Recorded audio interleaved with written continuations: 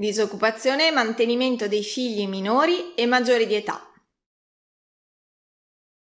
In questo video parliamo ancora una volta dell'obbligo dei genitori di provvedere al mantenimento dei figli minori o maggiori di età non economicamente indipendenti.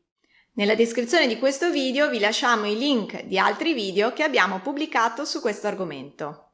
Cosa accade se il genitore obbligato è disoccupato? Cosa valuta il giudice per quantificare il mantenimento dei figli? In ogni caso vige il principio secondo cui il genitore, anche se disoccupato, è obbligato a mantenere i figli minori di età o maggiori di età non economicamente indipendenti. La mancanza di un lavoro non è una ragione sufficiente per esonerare il genitore dal mantenimento. Dunque, per quantificare il mantenimento dei figli, il giudice da un lato tiene conto delle loro esigenze e dall'altro ovviamente valuta le capacità economiche dei genitori e la loro capacità lavorativa.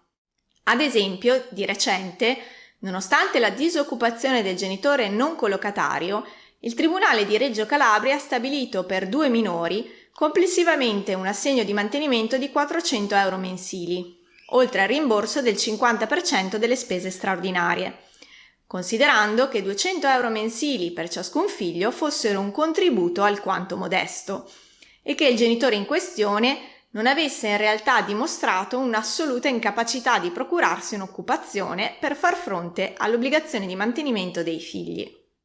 Del resto, è chiaro che un figlio non costa, per così dire, solo 200 euro al mese.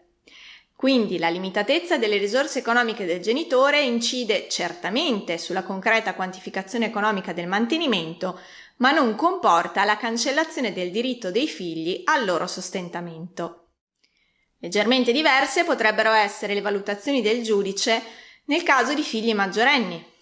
Una volta raggiunta la maggiore età e concluso il percorso di studi prescelto dai genitori, soprattutto in caso di difficoltà economica di quest'ultimi, il giudice è tenuto a verificare se la mancata indipendenza economica del figlio è dovuta alla sua indisponibilità al lavoro o ad altri fattori specifici.